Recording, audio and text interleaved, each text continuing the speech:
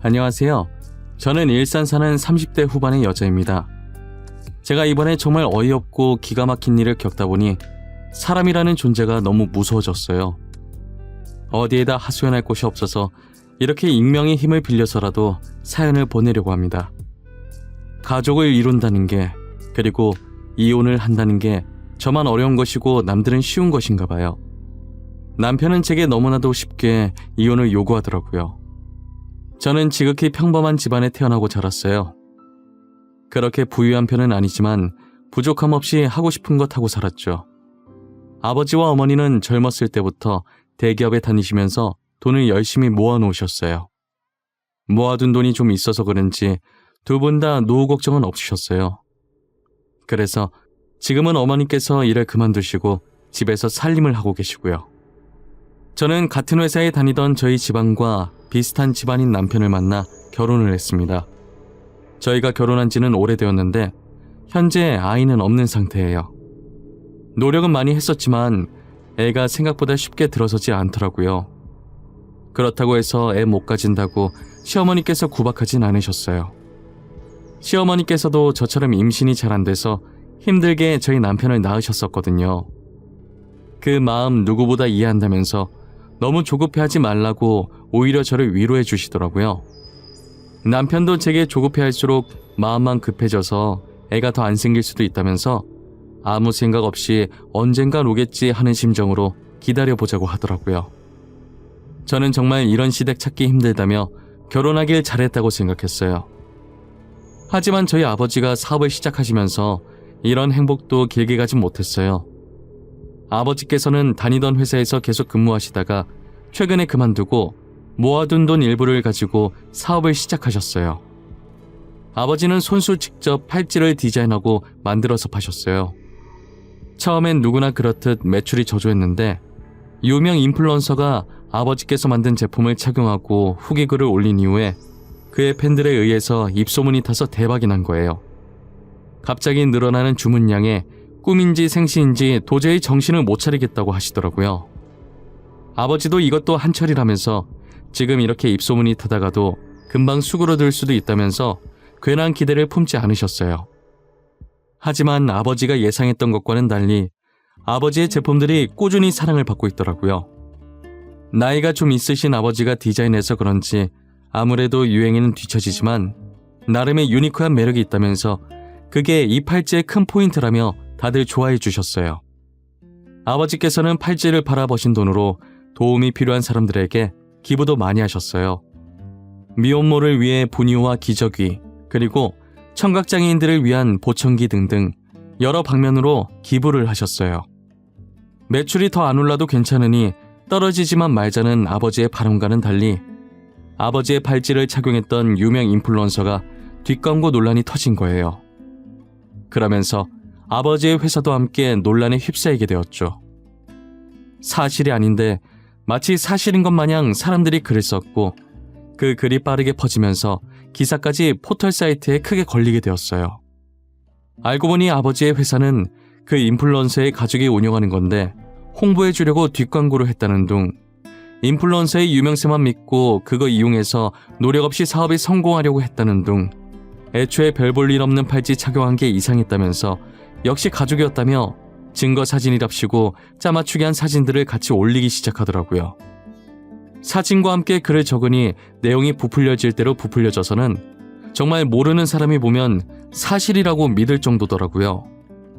아버지께서는 사실이 아니며 그 인플루언서랑은 아무 관계 아니라고 입장 표명했지만 이미 사람들은 처음 나갔던 기사만 보고 계속 아버지 회사를 불매하기 시작했어요.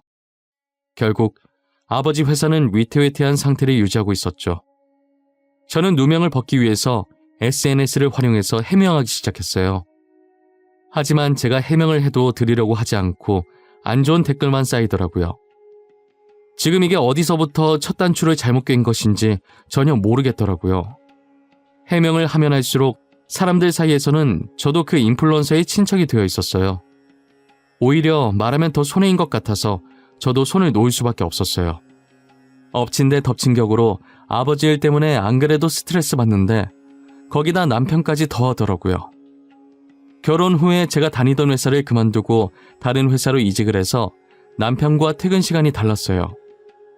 제가 조금 더 늦게 퇴근하는데 집에 들어가자마자 제 얼굴 앞에 종이 한 장을 들이밀더라고요. 다녀왔냐는 인사도 안 해? 이건 뭐야?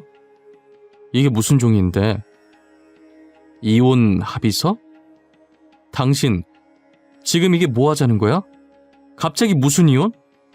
거기에 당신 인적사항 작성하고 도장 찍어. 우리 이혼하자. 지금 장인어른 회사 위태위태하다며 더 늦기 전에 갈라서자. 그게 우리 이혼이랑 무슨 상관인데? 나 아무 잘못한 거 없는데 왜 이혼을 해야 하는데? 다짜고짜 도장 찍으라고 하지 말고 내가 납득할 수 있게 설명을 좀 해봐.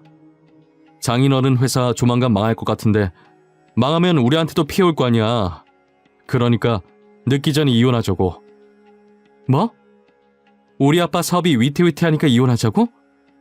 그동안 아빠가 당신 부모한테 바친 돈이 얼만데 시아버님 사업 위태할 때마다 우리 아빠가 모아둔 돈으로 도와줬었어. 그런데 지금 당신이 나한테 뭐라고? 그건 고맙게 생각하고 있어. 하지만 우린 당신 가족이 빚더미에 쌓이게 되면 도와줄 돈이 없어. 그리고 잘못하면 우리한테까지 피해 올 수도 있고. 난 피해 입기 싫어. 그러니까 도장 찍어. 남편 입에서 나오는 말들은 하나같이 어처구니가 없었습니다. 이때까지 저희 아버지께서 시아버님 회사가 위태로워질 때마다 가족 좋은 게 뭐냐면서 좋은 마음으로 그동안 모아두셨던 돈을 선뜻 보태주시곤 하셨거든요. 그런데 남편은 도와준 은혜도 모르고 막상 저희 아버지 회사가 위태로워지니 자기는 돈 없어서 못 도와준다고 자기 집안까지 피해받기 전에 이혼을 하자는 거예요. 저는 제가 이제껏 이런 사람과 살았었나 싶고 처음으로 결혼한 게 후회가 되더라고요. 힘든 시기에 돌아서는 사람들과는 인연을 이어가지 말라더니 그게 저희 남편이었어요. 아버지 회사 때문에 제가 이혼당한 걸 알면 아버지께서 속상해하실 것 같은 생각에 눈물이 나더라고요. 그래서 저는 아버지 회사 곧 다시 일어설 거라고 남편을 설득해서 이혼만은 막아보려고 했는데 남편은 들은 척도 안 하고 날마다 이혼 합의서를 제 얼굴 앞에 들이밀었어요. 계속해서 이혼을 강요했지만 제가 이혼을 해주지 않자 점점 폭력적으로 변해가면서 이혼을 서두르는 남편을 보고 있으니 저는 이상한 느낌이 들기 시작하더라고요. 꼭 저와 이혼을 해야 하는 이유가 있는 것처럼 이혼을 서두르려고 하니까 정말 뒷구린내가 심하게 나는 거예요. 저는 제 촉을 믿는 편이라 남편 뒤를 몰래 따라가 보기로 했어요. 그런데 남편이 웬 모르는 여자랑 같이 있는 거예요. 팔짱까지 끼고 서로를 보며 웃고 있는데 누가 봐도 정말 다정해 보이는 커플 같았어요. 역시 이혼을 서두르는 데에는 다 이유가 있을 것 같더라니 저희 아버지 사업이 위태로워 보이니까 저랑 얼른 이혼하고 돈 많은 집안의 상간녀랑 결혼하려고 준비 중이었더라고요. 남편이 저를 버리고 혼자만 행복하려는 꼴이 정말 보기 싫었어요. 그래서 저는 상간녀와 같이 있는 모습을 사진으로 몰래 찍어놓기 시작했어요. 그날 남편이 잘 때 휴대폰을 확인했고 카톡을 보니 둘이서 아주 깨가 쏟아지더라고요. 상간녀와 남편이 주고받았던 사랑 가득한 카톡을 찍어서 몰래 저한테 보내놓았습니다. 그리고 상간녀의 전화번호도 제 폰에 저장시켜놨어요. 저는 상간녀에게 남편에 대해 할 말이 있으니 카페에서 잠깐 보자고 했어요. 저한테 희창 오빠에 대해 할 말이 있다고 하셨잖아요. 근데 저희 오빠는 어떤 관계신가요? 아, 혹시 오빠 친척분이신가요? 저 김창희 씨 아내 되는 사람인데요. 그쪽이 지금 저희 남편이랑 만나고 계신 것 같던데 그 사람이 유부남인 건 알고 있었나요? 아니면 유부남인 줄 모르고 만나신 건가요? 네? 그게 무슨 소리세요? 오빠가 유부남이라니요? 거짓말 치지 마세요. 오빠가 저한테 그동안 연애에 관심이 없어서 아직 결혼 못했다고 했단 말이에요. 그럼 그쪽은 김창희 씨가 유부남이었다는 사실을 정말 모르셨어요? 저 오늘 변호사 만나서 이혼 소송하고 당신은 상간녀 소송하려고 미리 알고 있으라고 말하러 온 거예요. 지금 거짓말하는 거 아니죠? 저 정말 몰랐어요. 믿어주세요. 저도 피해자예요. 어쩐지 결혼하자고 말만 하고 날짜 잡으려고 하면 계속 미루더라고요. 상간녀는 남편이 유부남이었던 걸 전혀 몰랐던 눈치더라고요. 제게 제 차 사실이냐고 확인을 하길래 제가 미리 발급받은 가족관계 증명서를 보여주면서 남편과 혼인관계임을 증명하니 그제서야 믿기 시작하더라고요. 상간녀는 정말 몰랐다고 당장 헤어지겠다면서 자신도 피해자니 고소는 하지 말아달라고 하더라고요. 저는 여자에게 상간녀 소송은 걸지 않았고 남편한테 이혼 소송만 걸고 집으로 돌아왔어요. 남편은 상간녀에게 이별 통보를 받았는지 집에 오자마자 저를 쥐잡듯 잡기 시작하더라고요. 당신이 한 짓이야? 당신 도대체 그 사람한테 뭐라고 짓거린 거야? 지금 제정신이야? 내 인생 망치려고 작정했어? 쳐 놔두고 바람핀 사람이 어디서 큰 소리야? 그래, 내가 했다. 왜? 나는 뭐 가만히 당하고만 있을 줄 알았니? 내가 그렇게 만만해 보였어? 당신이 다시 그 사람한테 가서 말해. 낮에 한 말 다 거짓말이었다고 당장 말하라고. 끝까지 뻔뻔한 거 봐. 내가 누구 좋으라고 그렇게 해야 되는데? 나 당신 잘 사는 꼴 절대 못 봐. 오늘 당신한테 이혼 소송 걸었으니까 나한테 줄 위자료나 챙겨놔. 남편이 아무리 소리를 질러도 제가 눈 하나 깜짝 안 하자 말로는 안 될 것 같았는지 결국 손을 올려서 그대로 제 뺨을 때리더라고요. 제가 헤어지게 만들었으니 분명 싸움이 격해질 거라는 걸 저는 미리 예상했었거든요. 그래서 혹시나 하는 마음에 안방 행거에 걸린 옷 사이에 카메라를 넣어놓고 있었어요. 저는 이걸로 폭력죄까지 추가시킬 거라고 남편한테 소리 질렀어요.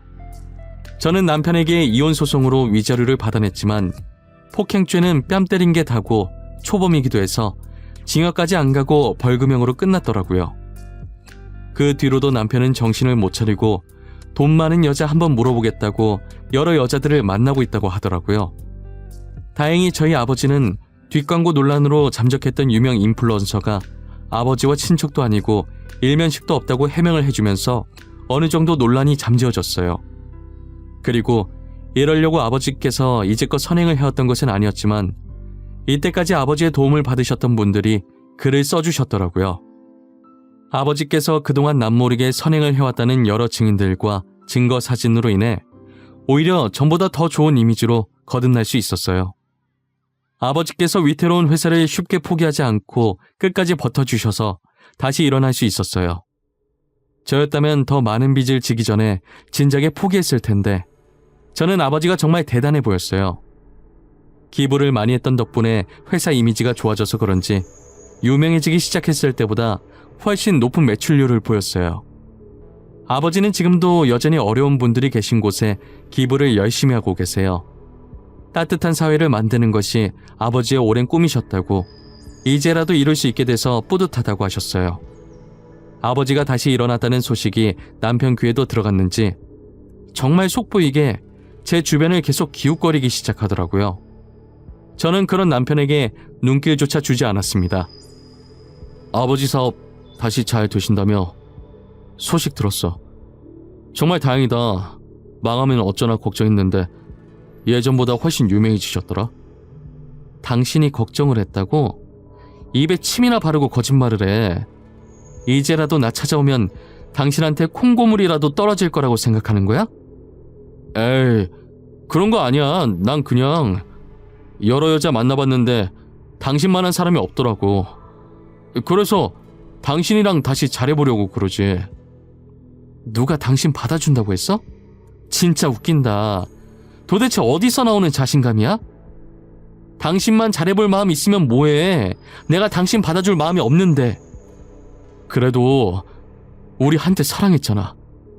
같이 살 맞대며 살아온 정이 있는데 너무 차갑게 그러지 마. 당신 원래 따뜻한 사람이었잖아. 나 따뜻한 사람이야. 당신만 빼고. 나를 이렇게 만든 사람이 누군데 그래? 집 가야 되니까 방해하지 말고 저리 꺼져. 다신 내 회사 앞에 기웃거리지 마. 신고할 거니까. 제가 경찰에 신고할 거라고 하니 무서웠는지 그 뒤로는 안 나타나더라고요. 도대체 누구 좋으려고 제가 재결합을 하나요? 저는 또다시 지옥 속으로 들어가기 싫었어요. 얼마 뒤 남편이 다니던 회사를 그만두고 사업한다는 소식을 들었어요. 저는 개업 축하한다는 문구를 새긴 근조 화환을 남편 회사로 보내줬어요. 그리고 화환과 함께 홍보 열심히 해주겠다고 포털 사이트 확인해보라는 편지도 하나 남겼죠. 저는 포털 사이트에 남편이 제게 했던 짓들을 영상과 함께 글을 써서 올렸어요. 그리고 많은 사람들이 볼 수 있게 배너 광고도 해줬답니다. 제가 열렬히 홍보해준 덕분에 남편 회사는 아주 유명해졌더라고요. 비록 불륜남, 폭행남, 갖가지 안 좋은 수식어의 별명들이 함께 붙게 되었지만요. 결국 남편은 사업을 제대로 시작해보지도 못하고 망하게 되었어요. 저한테 돈이라도 뜯어야겠는지 사실 적시 명예훼손을 걸었더라고요. 저럴 거라는 걸 어느 정도 예상은 했지만 진짜 끝까지 구질구질해 보였어요. 남편은 제게 합의금만 준다면 고소 취할 생각이 있다고 하더라고요. 당신 미쳤어? 사람을 이렇게 전 국민한테 망신 주니까 이제 속이 후련해? 이미 지난 일인데 꼭 그렇게까지 해야 했어? 응, 그렇게까지 해야겠더라고. 사실 아직 속이 완전히 후련하진 못해. 난 앞으로도 당신이 행복해지려고 하면 다 망쳐놓을 예정이야. 뭐? 앞으로도 계속 이러겠다고? 도대체 이렇게 해서 네가 얻는 건 뭔데? 너 그거 돈 낭비, 시간 낭비야. 알아? 내가 얻는 거? 통쾌함? 짜릿함? 그냥 내 기분이 좋아. 그리고 내 돈, 내 시간, 내가 낭비하겠다는데 당신이 그걸 왜 신경 써? 너 이거 사실 적시 명예훼손으로 고소감인 거 몰라? 나 너 명예훼손으로 고소했어. 이 정도 각오는 하고 그런지 버린 거겠지? 당연히 예상은 했어. 쪽팔린 줄도 모르고 진짜 고소할 줄은 몰랐네. 허위 사실도 아니고 사실 적시라니. 진짜 너무 모양 빠지지 않아? 이미 망한 거 내가 지금 자존심 지킬 입장이 아니라서 말이야. 당신이 나한테 합의금만 준다면 고소 취하할 생각 있어. 그래, 당신이 지금 자존심 세울 때가 아니지. 한 푼이라도 더 필요한 상황인데 말이야. 안 그래? 합의금 줄게. 얼마 주면 되는데? 원하는 액수 한번 불러봐. 4천. 4천만 주면 내가 뒤끝 없이 깔끔하게 당신 고소했던 거 취하해줄게. 어때? 4천 괜찮겠어? 남편은 제가 생각했던 것보다 액수를 적게 부르더라고요. 바로 입금해주겠다고 했고 저는 그 자리에서 합의금을 주고 남편은 고소를 취하했어요. 저는 제발 다시는 내 눈앞에 보이지 말라고 하고 먼저 자리를 떴습니다. 그리고 남편 회사가 망하고 얼마 지나지 않아 시아버님 회사도 망했더라고요. 남편이 회장의 아들이라는 게 소문이 나서 사람들이 불매를 했다고 하더라고요. 남편네가 점점 망해가는 걸 보는데 얼마나 속이 시원한지 몰라요. 이렇게 못된 마음 먹으면 다 저한테 돌아온다는 걸 알지만 그래도 남편네가 망한 건 저 때문이 아니라 다 남편의 업보라고 생각해요. 이제 와서 드는 생각이지만 저와 남편 사이에 애가 안 생겼던 건 이런 일이 생길 줄 알고 미리 조상님께서 막아주신 것만 같았어요. 저희한테 아이라도 있었으면 아이 핑계를 얼마나 댔을까요? 상상만 해도 치가 떨리고 온몸에 소름이 끼쳐요. 여러분들은 주변에 있는 누군가에게 혹시나 힘든 일이 생긴다면 못 본 척 외면하려고 하지 마시고 도움의 손을 한번 뻗어보세요. 그게 다 여러분들의 업으로 돌아갈 거예요. 오늘 날씨가 많이 춥다고 해요. 따뜻하게 입으시고 이 시국 조심하시길 바랄게요. 힘든 시기인 만큼 저희 다 같이 이겨내 보도록 해요.